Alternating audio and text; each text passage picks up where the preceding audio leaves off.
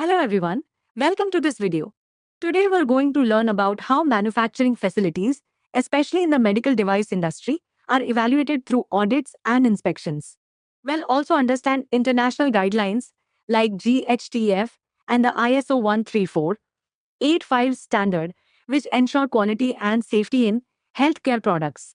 In this session, we'll start with the basics of audits and inspections, then move into their types, procedures, and strategies. After that, we'll explore GHTF guidelines and ISO 13485, and finally summarize everything in the conclusion. An audit is a systematic and independent evaluation of a company's processes. It mainly focuses on checking documents like SOPs, records, and procedures. The purpose is to ensure that the company is following defined standards, maintaining consistency business, producing quality products. You can think of an audit like a health checkup for an organization's system. There are several types of audits, each serving a specific purpose. Internal audit, conducted within the organization to improve processes. External audit, done by outside regulatory bodies. Compliance audit, checks if legal and regulatory requirements are met. Product by process audit, focuses on specific operations or products. Each type helps identify gaps and improve overall efficiency. Inspection is more practical and physical compared to audit. Here, inspectors examine equipment, facilities, manufacturing environment. The goal is to ensure everything meets safety and regulatory standards. So, if audit is checking documents, inspection is checking real-world conditions. Inspections are classified based on purpose. Pre-approval inspection, before product approval, routine inspection, regular monitoring, follow-up inspection, to verify corrective actions, for cause inspection, triggered by complaints or issues. This ensures continuous monitoring of quality and compliance. During inspection, multiple systems are evaluated. Facility design and cleanliness, equipment calibration and maintenance, utilities like water, gases, and air systems, quality control processes, laboratory testing, and validation. This ensures that the product is safe from raw material stage to final output. To maintain proper documentation, inspectors use specific FDA forms.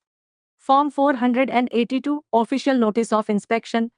Form 483, lists observations or deviations. Form 484, records collected samples. These forms ensure transparency and provide evidence of inspection findings. The audit process follows a structured approach. 1. Notification to the company. 2. Planning the audit. 3. Opening meeting. 4. Fieldwork actual checking. 5. Draft report. 6. Management response. 7. Final report and feedback. This systematic flow ensures fairness and accuracy. GHTF, or Global Harmonization Task Force, provides international guidelines for auditing medical device manufacturers. Its main aim is to standardize audit practices worldwide, to ensure consistency in results, to improve global trust in medical devices. This slide introduces key terms like audit process, risk management, medical device.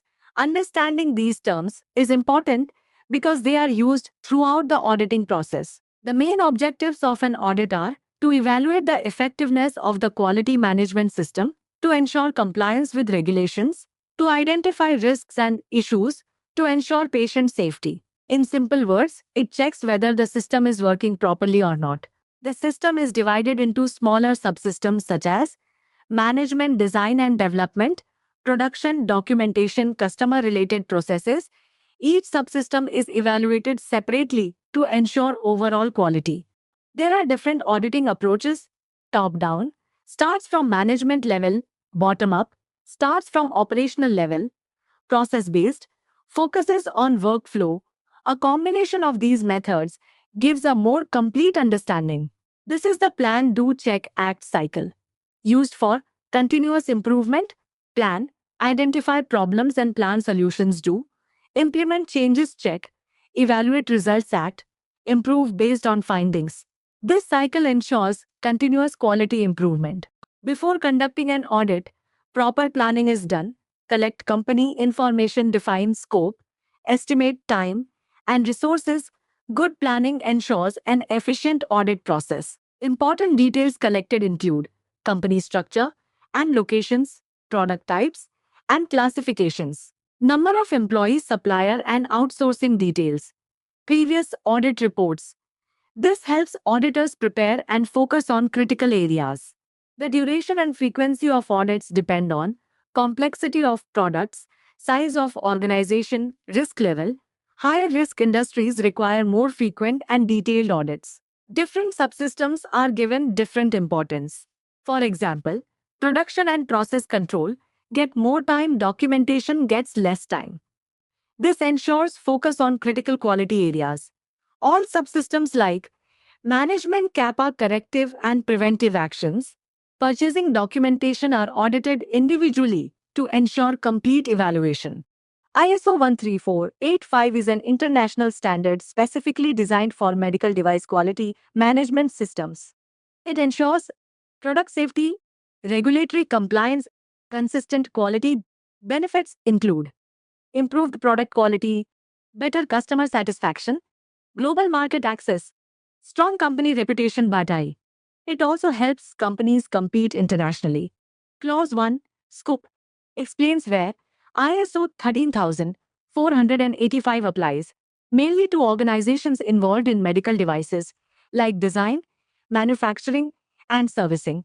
Clause 2, Normative references, refers to ISO 9000 to 2015 for standard definitions and concepts. Clause 3, Definitions, provides important terms and definitions specific to medical devices to ensure clear understanding. These slides explain important clauses. Clause 4, Quality Management System. This clause is the foundation of ISO 13485. It focuses on creating and maintaining a proper quality management system QMS. This means the company must document all processes clearly, maintain records properly, ensure consistency in operations. In simple terms, it ensures that the company has a well-organized system to maintain quality at every step. Clause 5. Management Responsibilities Para. This clause highlights the role of top management. Management must take responsibility for quality, set clear quality policies and objectives, review the system regularly, ensure proper communication within the organization. So basically, quality is not just a worker's job. It starts from the top leadership. Clause 6. Resource Management. This clause deals with resources required to maintain quality. It includes skilled employees, human resources, proper infrastructure and equipment, suitable work environment, cleanliness and contamination control.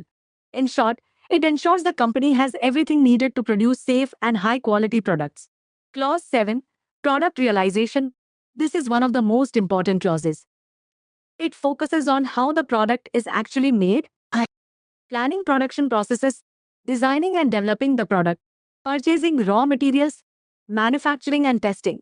This ensures that the product is developed systematically and safely from start to finish. Clause 8. Measurement and Improvement. This clause ensures continuous improvement. It involves monitoring product quality, analyzing data, identifying problems, taking corrective actions. This is where the company checks if everything is working properly and improves wherever needed. Each clause defines how the company should maintain quality. To conclude, audits and inspections help identify problems. They improve product quality and safety. HTF ensures global consistency. ISO 13485 builds trust and compliance. Together, they ensure safe and reliable medical devices. Thank you for watching this video. I hope this explanation helped you understand the topic clearly. Please like, share, and subscribe for more educational content.